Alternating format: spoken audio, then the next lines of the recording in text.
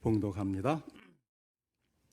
어떤 율법 교사가 일어나 예수를 시험하여 이르되 선생님, 내가 무엇을 하여야 영생을 얻으리이까?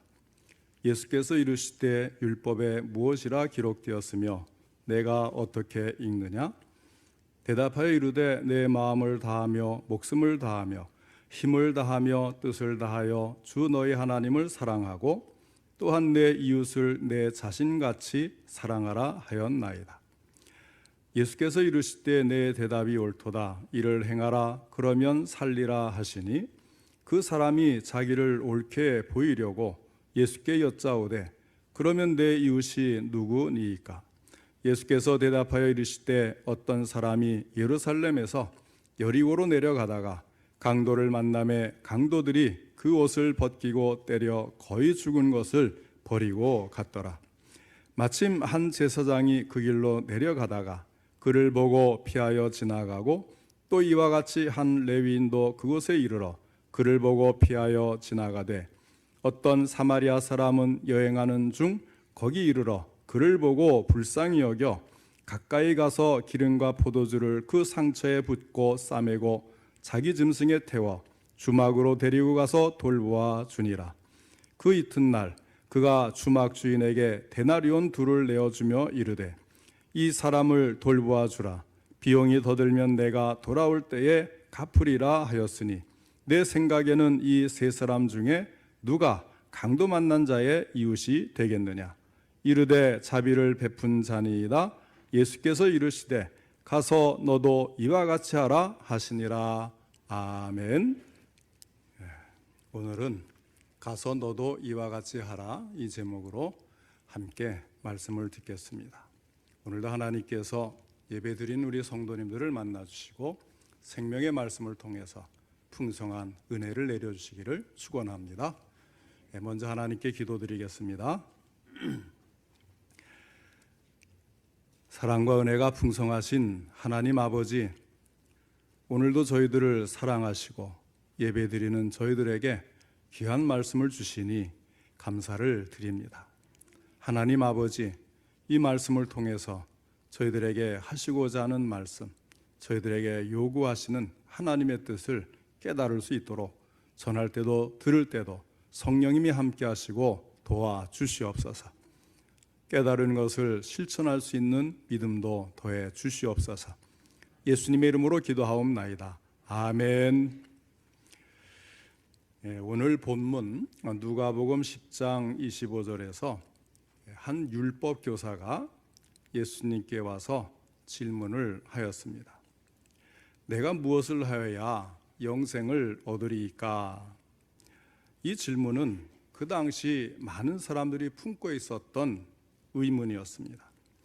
이때에 예수님께서는 이 율법 교사가 예배를 드릴 때마다 외우고 있는 성경에서 무엇이라고 말씀하는지를 반문을 하셨습니다.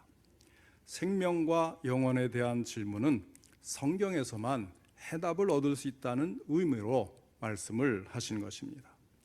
그러면 어떻게 해야 우리가 영생 곧 구원을 얻을 수 있겠습니까? 율법 교사가 내가 무엇을 하여야 영생을 얻으리까 하고 질문을 하니 주님은 오히려 거꾸로 질문을 하십니다. 율법에 무엇이라 기록되었으며 내가 어떻게 읽느냐? 내가 아는 것을 대답해 보라는 것입니다. 과연 이 율법 교사는 막힘이 없이 줄줄 외워댑니다.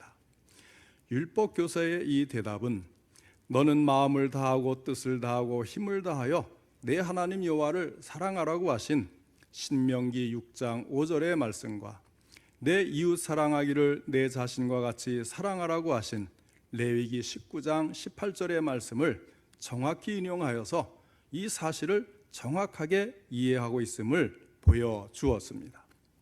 하나님 사랑, 이웃 사랑이 성경의 요약임을 말해주고 있는 것입니다. 또한 주님께서도 내 대답이 옳도다. 이를 행하라. 그리하면 살리라 말씀을 하셨습니다. 내 대답이 옳다고 했어요. 참 잘 알고 있다 하시는 것입니다. 그리고 덧붙여 하신 말씀이 무엇입니까? 행하라는 것입니다. 알고 있으면서도 행하지 않고 있는 것이 문제라고 하는 것입니다. 하나님이 성경을 통해서 우리에게 요구하시는 윤리는 아는 것이 중요한 것이 아니라 이미 알고 있는 대로 실천하는 것이 더 중요하다고 말씀을 합니다. 예수님께서는 이 율법 교사가 말씀의 의미는 알지만 그대로 살지 못하는 죄와 무능력을 깨닫게 하시려는 의도를 갖고 계셨던 것입니다.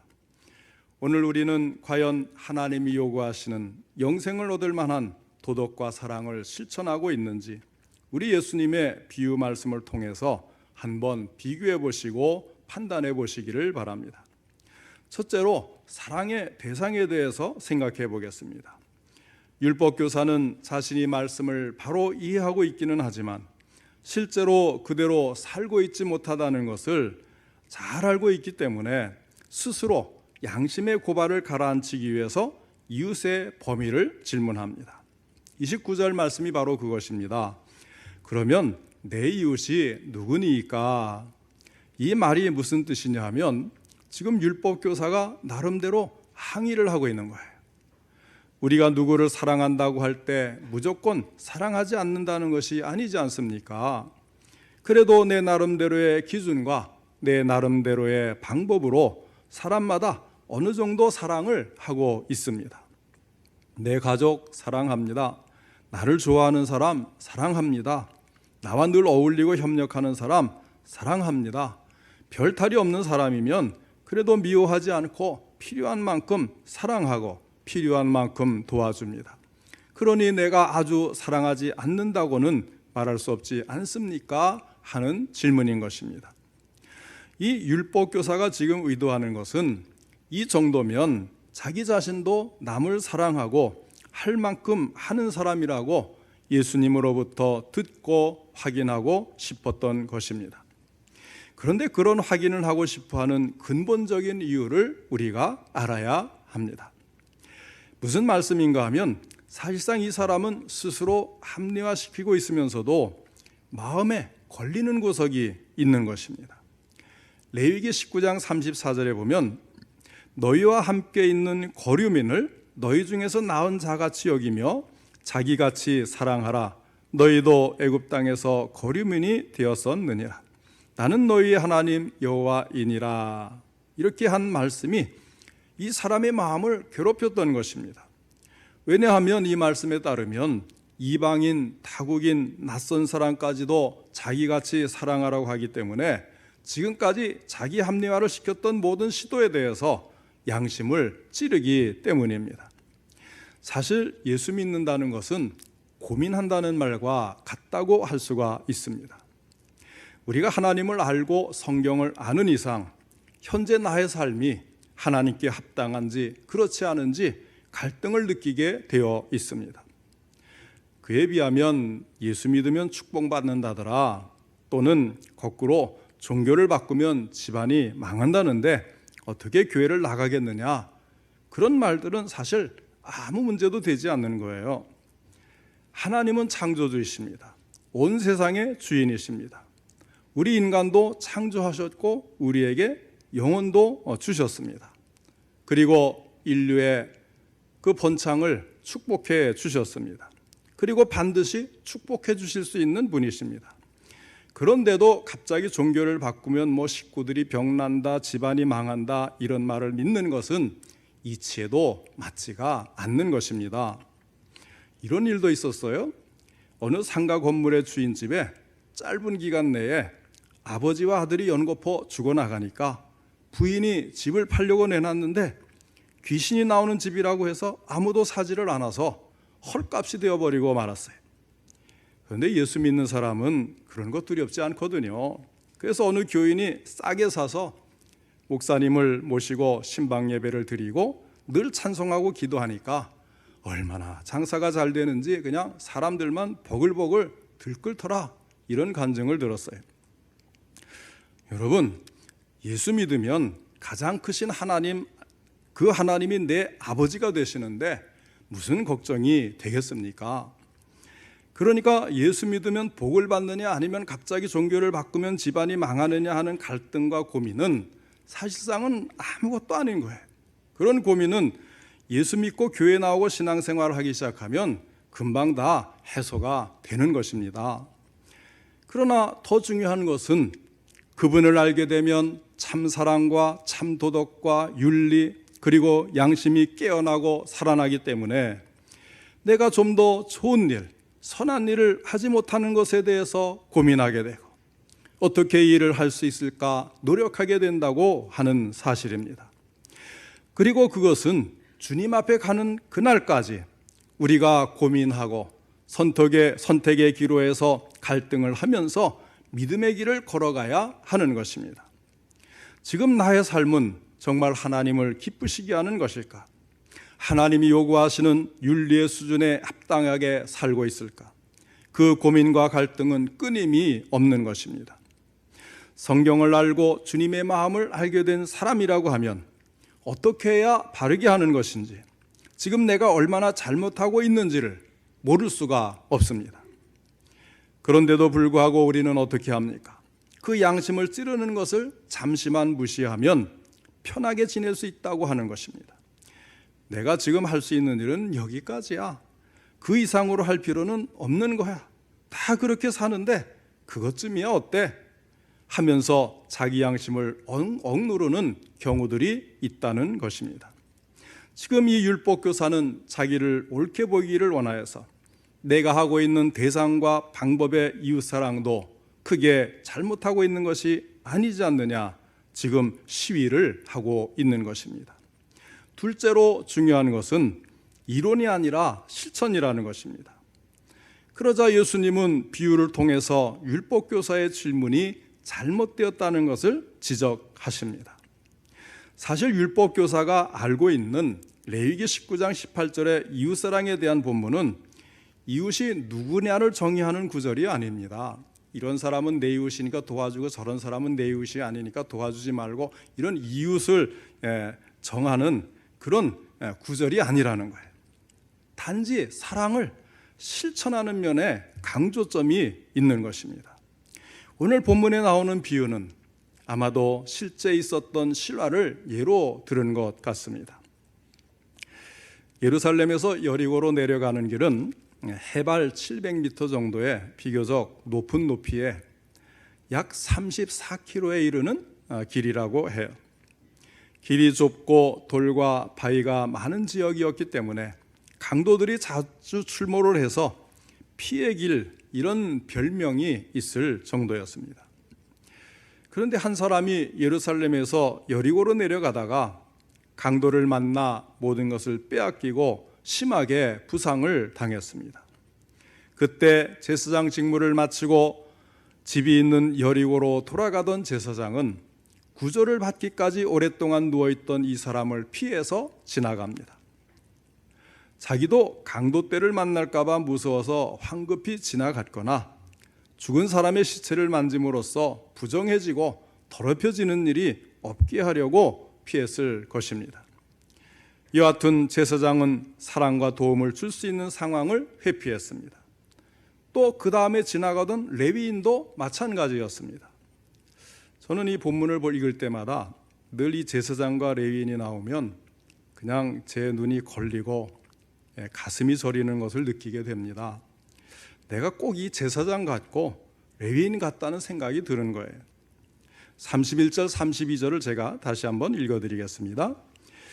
마침 한 제사장이 그 길로 내려가다가 그를 보고 피하여 지나가고 또 이와 같이 한 레위인도 그곳에 이르러 그를 보고 피하여 지나가되. 이 본문의 말씀을 읽을 때마다 늘 이런 질문이 저 자신에게 돌아옵니다. 내가 만약 그 자리에 있었던 제사장이라면 너는 어떻게 했겠는가? 나도 아마 무서워하면서 그냥 지나가지 않았을까? 이 자리에 계신 우리 성도님들은 어떨까요? 만일 그 자리에 있었다면 본문에 나오는 제사장이나 레위인과 다르게 행동했을까요? 그런데 예수님은 이때에 전혀 뜻밖의 인물을 등장을 시키십니다. 유대인들이 평소에 혼혈족이라고 멸시하고 증오하는 사마리아인입니다. 이 사마리아인은 유대 지역을 여행하면서 유대인들로부터 수많은 멸시와 적대감을 당했을지 모릅니다. 요즘에는 혐오라는 것이 많이 등장을 하잖아요. 그런 혐오를 받았겠지요. 그럼에도 불구하고 그는 공경에 빠진 사람을 그냥 지나치지 않고 사랑과 도움을 베풉니다. 불쌍히 여겼다고 했어요. 그래서 가까이 가서 부상당한 사람의 상처에 구급약으로 사용되는 기름과 포도주를 부어주고 붕대로 싸매줍니다. 자기가 타고 온 짐승에 태워 적절히 치료해 줄 수 있는 주막으로 데려갑니다. 그리고 밤새 신음하는 이 사람을 돌봐주면서 더 나아가 자신은 여행길을 계속 떠나야 하므로 부상당한 사람이 어느 정도 나아서 움직일 수 있을 때까지 그 주막에 남아 치료를 받을 수 있도록 조처를 취하면서 비용이 더 들면 돌아오는 길에 갚겠다고 약속도 합니다. 상황으로 볼 때 이 사람은 매우 바쁜 길을 가고 있었음에 틀림이 없습니다. 그럼에도 불구하고 그 사람의 입장에서 곤경에 처한 사람을 위해 자기가 할 수 있는 모든 일을 최선을 다해서 행했다고 하는 사실입니다. 알고 지내던 사람이 아니었어요. 전혀 모르는 생면부지의 사람입니다. 자기를 멸시하는 유대인이기까지 합니다. 그런데도 얼마나 정성껏 돌보는지 잘 보시기를 바랍니다. 왜 예수님께서는 유대 사람들과 역사적으로, 종교적으로, 감정적으로 도저히 용납할 수 없는 사마리안이라고 하는 사람의 선행을 비유로 들었을까요? 예수님은 이 말씀을 통해서 이웃 사랑에는 범위나 한계가 있을 수 없고 오직 도움이 필요한 자에게 도움을 베푸는 실천만이 있을 뿐이라는 것을 가르치십니다. 그것이 하나님의 사랑이고 하나님의 사랑을 받은 사람은 마땅히 그와 같이 사랑해야 한다는 것입니다. 실제로 죄로 곤경에 처한 자신들을 구하신 하나님의 사랑을 아는 사람이라면 어떤 사람이 내 이웃이고 어떤 사람이 내 이웃이 아닌지를 따지지 않을 것입니다. 어떤 형편과 처지에 있는 사람이든지 도움을 필요로 하는 모든 사람들에게 이웃 사랑을 보여줄 것입니다. 그 다음에 셋째로 이웃에 대한 관점을 바꿔야 한다는 것입니다. 여기서 눈여겨보아야 할 점은 관점의 변경입니다. 율법교사는 나의 이웃이 누구인가를 질문했지만 예수님께서는 그와 반대로 내가 나의 사랑과 도움을 필요하는 사람들에게 이웃이 되어주고 이웃으로서 행동하고 있는가? 이렇게 말씀을 하시는 거예요. 우리는 보통 어떻게 생각합니까? 누가 내 이웃일까? 내가 어려울 때 누가 나를 도와줄 수 있을까? 누가 내 친구이고 누가 나와 적대적일까? 이것이 보통 사람들이 생각하는 마음 아니겠습니까? 그런데 여기서 예수님께서 드신 비유는 누가 내 이웃이냐는 율법에게 누가 이 강도 만난 사람의 이웃이 되겠느냐? 이것을 질문을 하시는 거예요. 어떤 사람이 이웃을 필요로 할 때 누가 그 사람의 이웃이 되느냐를 깊은 관심사로 만드신 것입니다. 그것을 아주 교묘한 질문으로 이끌어내고 계시지요. 내 의견에는 이 사회 사람 중에 누가 강도 맞는 자의 이웃이 되겠느냐? 다시 설명을 드리겠어요. 한 율법교사가 내 이웃이 누구이니까 질문을 했어요. 그랬는데 예수님은 거꾸로 이 율법교사를 강도의 손에 붙잡힌 이 피해를 당한 사람의 입장에서 생각하도록 바꿔주신 거예요. 그래서 내가 이 강도 만난 사람의 입장이다. 그런데 내가 멸시하는 사마리아인이 내가 누구인지 묻지도 않고 죽어가는 나를 위해서 무조건적인 도움을 주어서 나를 살려주었다. 그런 사마리아인의 행위는 도움을 필요로 하는 사람에게 얼마나 절실하게 필요한 것이냐 하는 것을 느끼게 만드는 것입니다. 이 비유를 깨달은 사람은 누구나 길가에 쓰러져서 죽어가는 사람의 입장에서 생각하게 되고 그럼으로써 자기를 돕는 사람이 바로 자기 이웃이라는 것을 깨닫게 되는 것입니다. 그렇게 느끼게 되면 이제부터는 누가 내 이웃이냐를 생각하기보다는 누가 그 강도 만난 사람의 이웃이 되어주실 것인가? 이런 질문이 피부로 다가오는 것입니다. 그렇게 되면 그 사람은 가서 이와 같이 하게 되는 것입니다. 실제로 우리는 아무도 우리의 이웃이 누구인지 정의할 수가 없습니다. 다만 이웃이 되는 거예요. 이웃이 될 수 있는 것입니다. 율법교사를 비롯한 유대 지도층은 그렇게 하지 않았어요. 곤경에 처해 있는 것을 알면서도 이런 범주 저런 범주를 정해놓고 그 범죄에 속하지 않는 사람은 내 이웃이 아니니까 도와줄 필요가 없어, 이렇게 도움을 베풀지 않았던 거예요. 오늘 본문의 말씀은 그런 한계를 그어놓고 움직이는 우리의 좁은 마음을 바꾸라고 하는 것입니다. 내 주위에 도움을 필요로 하는 사람들이 있는데 이 정도 수준의 사람들에게 이 정도까지만 도움을 베풀겠다고 한계를 그어놓지 말고 기꺼이 그들에게 이웃이 되어주라고 하는 것입니다. 예수님이 끝으로 하신 그 말씀이 무엇입니까? 율법교사와 지금 사람들이 모여있는 자리에 그 무리들을 향해서 가서 너도 이와 같이 하라, 이 말씀으로 이 이야기를 끝맺습니다. 우리 주위에는 작은 일이라도 우리의 도움을 필요로 하는 것이 얼마든지 있습니다. 이것을 신학 용어로 here and now라고 그래요. 지금 여기서 나의 도움을 필요로 하는 사람을 가리킵니다. 그가 내 이웃이고 그를 도울 때 나는 그의 이웃이 되는 것입니다. 톨스토이는 기독교적인 입장에서 훌륭한 글을 많이 쓴 러시아의 유명한 대문호이지요. 그가 부활이라든지 전쟁과 평화와 같은 아주 유명한 장편 소설은 물론이고 사람은 무엇으로 사는가와 같은 교훈적인 단편들도 많이 썼습니다. 그 톨스토이가 거의 말년 세상을 떠나기 7년 전에 많은 사람들에게 유명해진 아주 단편의 글을 썼는데 제목이 세 가지 질문이라는 글이에요. 첫 번째 질문은 가장 중요한 때는 언제인가 하는 질문입니다. 답은 지금입니다. 책에는 이런 내용으로 기록했어요. 기억하시오. 가장 중요한 순간은 바로 지금이라는 사실을 말이요. 왜 지금이 가장 중요하겠소? 우리는 오직 지금만 영향력을 행사할 수 있기 때문이요. 오직 지금 이 순간만이 우리가 마음대로 다룰 수 있는 유일한 시간이라는 말이죠. 이 시간 지나면 우리가 지나간 시간을 가지고 다룰 수가 없어요. 또 우리는 죽을 수밖에 없는 유한한 존재이기 때문에 이 죽을 때를 알고 지금 이 순간에 진실한 삶을 살아가기를 권하는 것입니다. 그 다음에 두 번째 질문은 가장 중요한 사람은 누구인가 하는 질문입니다. 답은 지금 함께 있는 사람입니다. 이런 내용입니다. 또한 가장 중요한 사람은 바로 지금 함께 있는 사람이요. 앞으로 그 어떤 상황에서 그 누구와 자신이 인간관계를 맺을지 모르므로 가장 중요한 사람은 지금 함께 있는 사람이에요.